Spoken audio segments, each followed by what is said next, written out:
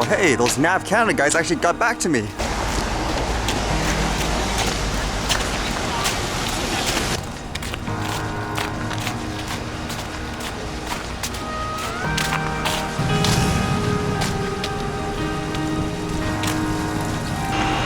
Thank you to the Nav Canada guys for the speedy response. I actually did have to unlock that drone too with the DJI stuff. Fortunately, everything went well.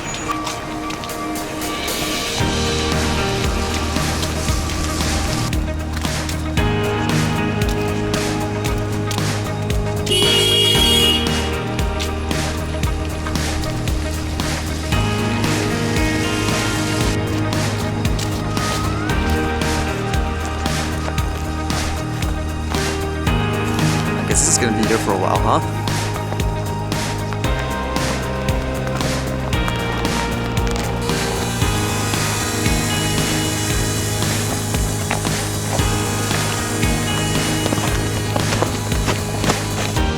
It's kind of funny filming in that downtown area because that was technically the closest ever I've been to the seaplane stuff, and it didn't require like a phone-in approval or anything like that.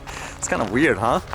Although I'm thinking it might be true for other people too. While I was looking at like the map that they usually give you, which was basically just your plan where you're gonna fly, their map usually has like these, I guess, specific colors, like a region and stuff like that. And it seems like if it's in like a specific color spot, then they'll require you to phone in.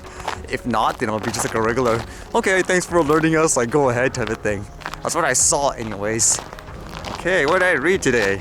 Well, that story again with the flying drones around Colorado. Although this article is a little different because they talk about, I guess, the perspective on how a lot of hobbyists, they say, yeah, this thing's probably not real or something like that. It says here that Colorado's mystery drones even exist. So it says here, drone hobbyists say the media and the FAA regularly uses drone panic to enact strict regulations, which is what a lot of people say, even from what I read in the comments and stuff like that. It's kind of interesting to read here where basically they tell you how that story actually generated, which not a lot of people talked about. It says it all started on December 23rd when the Denver Post reported on a band of large drones flying over Phillips and Yuma counties in northeast Colorado. Phillips County Sheriff Thomas Elliott, as was relayed by the Denver Post, provided an eerie description of drone activity. And as it says, quote, the drones stay about 200 feet to 300 feet in the air and fly steadily in a square about 25 miles, he said. There are at least 17 drones. They emerge each night around 7 p.m. and disappear around 10 p.m. And even a person like myself would say, okay, if they're there that consistently every day, how is it that no one has actually figured out what this is? It's almost like you want to drag it along. And it says here, nobody interviewed by news reporters, including local authorities, the Federal Aviation Administration, the Drug Enforcement Administration, and the U.S. Army, the Department of Defense, or the Air Force say they knew what was going on. Taken at face value, this sounds like a peculiar installment in the annals of drone sightings, but drone enthusiasts are not taking it at face value. And it says here, Loretta Alcalay, a former FAA lawyer who now works as aviation attorney and as a drone enthusiast herself, told Motherboard these media reports are, quote, seem to harken back to the old days when there was so much media sensationalism and scaremongering with any drone sighting. And then an interesting point, they bring up all the other sightings before where they turned out to be nothing. Like here it says, in August 2015, a pilot reported striking a drone about 20 miles from the O'Hare International Airport. The FAA investigated the incident and found that, in fact, it had hit and killed a bird. 8 months later, in a widely publicized story, a British Airways pilot said he hit a drone near Heathrow Airport, but the UK Transport Secretary later reported it was not a drone and probably just a plastic bag. Can you believe that? Going from something like a drone to a plastic bag. Is it a hoax, as they say? I just think it's basically people just being overboard, hysteria, new tech, etc., etc.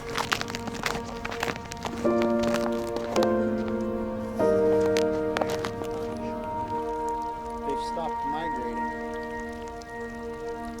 That's so fast, I think it's really water moving. Look at that.